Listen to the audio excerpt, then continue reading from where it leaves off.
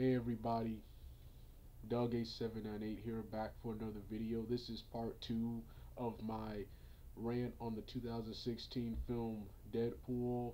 Something happened in part 1. My first video was originally 11 minutes long, but the last 7 minutes of the video got cut out. So I decided to redo the video right now. And in the last video, I left off on Colossus. The Marvel character Colossus was one of my main reasons for tuning into this film. I think Colossus is a criminally underrated X-Men character. He's huge in the comic books, but outside of the comic books, he doesn't appear much. He only appears in one episode of the first X-Men animated series, the 1992 X-Men animated series, the Pride of X-Men television pilot from the 80s. That was never picked up and never became a series, a full-length series. And of course I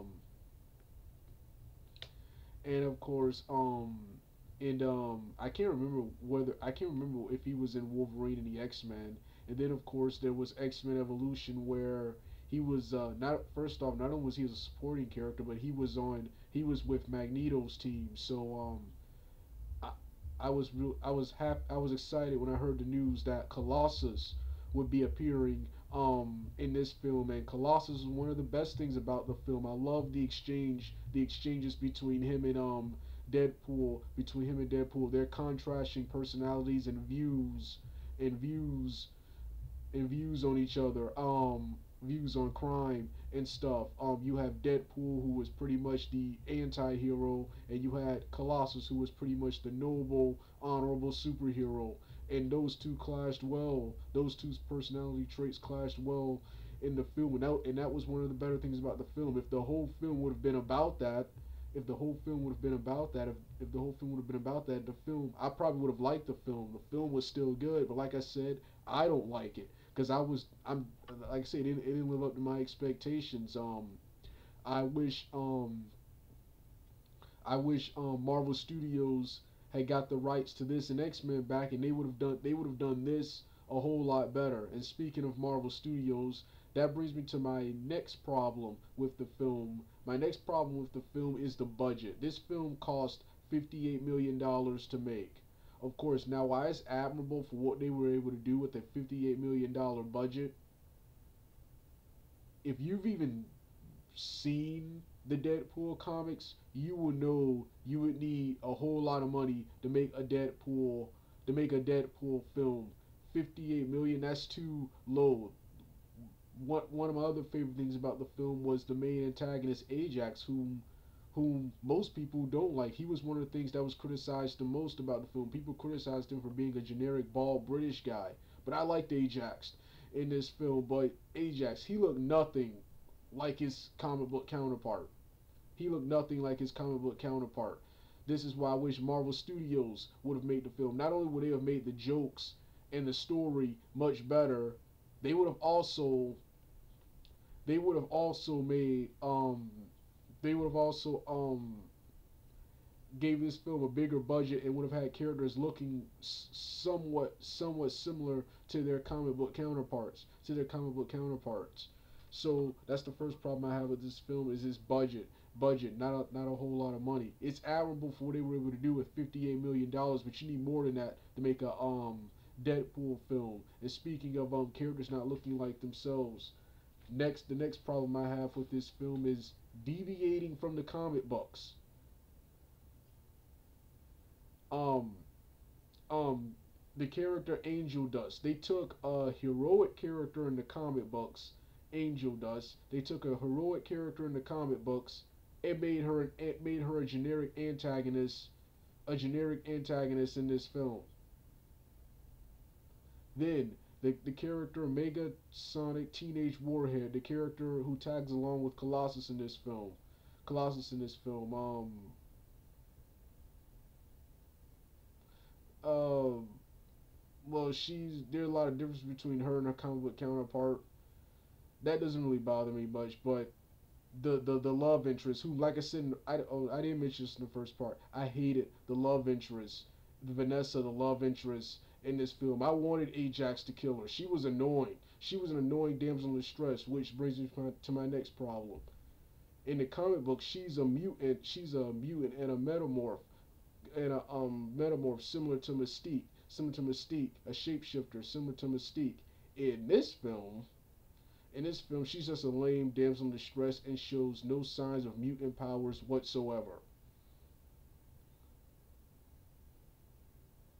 So these were the problems I had with Deadpool's, and I remember, and I think I mentioned in part one, I mentioned all of the immature jokes, and pretty much the Wade Wilson scenes were the best, were the worst. The Deadpool scenes were good. Any action sequences, any scene where he was when he was interacting with other characters, especially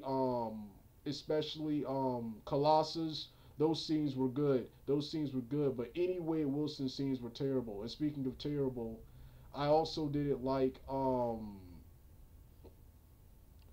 also didn't like Blind Owl, the blind old lady. But according to the comic books, I've done heavy research on the Deadpool comic books. According to the comic books, that's in the comic books. Their love hate abusive relationship that is in the comic books. So if I ever do see another one of these films, that's something I'll have to get used to. Something I'll have to get used to. But like I said, and next problem I have with this film is actually the rated R rating. Now I understand that Deadpool had to be rated R, but I've always been against rated R films and comic book films, with the exception of maybe Watchmen or Blade or the Toxic Avenger, and of course Hellboy. But these films did great things with the R rating. This one didn't do anything. I didn't see not anything in this film that you could not have done with a PG-13 rating. And I wish this film was PG-13 because I would not have had so many lame, immature jokes. So many lame, immature jokes. And so, so the last problem is the rated R rating, which I understand why the film had to be rated R, but they didn't like really do anything good with the rated R rating. So and the final thing was, like I said, was Ryan Reynolds. While I like his Deadpool character, I don't like his Wade Wilson character. The flashbacks in the film. The flashbacks in the film were terrible. When I saw these flashbacks, I was waiting for the film to either be over or become good again, which it did when they kept cutting back to the Deadpool scenes. But in the flashbacks were terrible. And Ryan Reynolds, one of my favorite things, one of my favorite things about the Deadpool movie franchise, he's now become the thing I hate the most about the Deadpool franchise. He annoyed the hell out of me in this film. People say he's supposed to be annoying. No, he's supposed to annoy he's supposed to annoy and bother the other characters in the film, not the audience, not the audience. But yeah, he was boring. He was one of the worst things. He was one of the worst things about this film. His Hannibal King character in Blade was a better Wade Wilson than the Wade Wilson in this film. The previous Deadpool in Wolverine Origins was way better than this Deadpool right here. I can see why Stryker to, sh- shut his mouth sewed his mouth shut in the last one, because he was just straight up, Wade Wilson was just straight up annoying in this film. Actually was rooting for the villain Ajax to kill him and his annoying girlfriend in this film. So like I said, well, this was part two of my rant on Deadpool. Not the worst comic book not the worst comic book movie ever. Not even a bad movie, but I remember being hugely disappointed back in I think it was February when I saw back in March when I saw this movie. I remember being hugely disappointed. This right here already is not the worst film, but it's one of the worst films of 2016. Is already one of the worst films of 2016, and that's three movies down. I mean that's two disappointing movies I've seen. First was Star Wars The Force Awakening from last year. I saw it this year. And then, of course, now Deadpool. And, of course, I didn't see Dawn of Justice after seeing two terrible comic book after seeing two terrible comic book movies, and that's Star Wars: The Force Awakens, and of course this Deadpool film. Like I say, it's nowhere near as bad as films like The Amazing Spider-Man or the animated Dragon Ball Z films, but this is a disappointing comic book movie, and this is another disappointing comic book movie from Fox, and I wish they would have gave up the rights back to Marvel because they would have done X-Men and Deadpool right. All right, I'm done.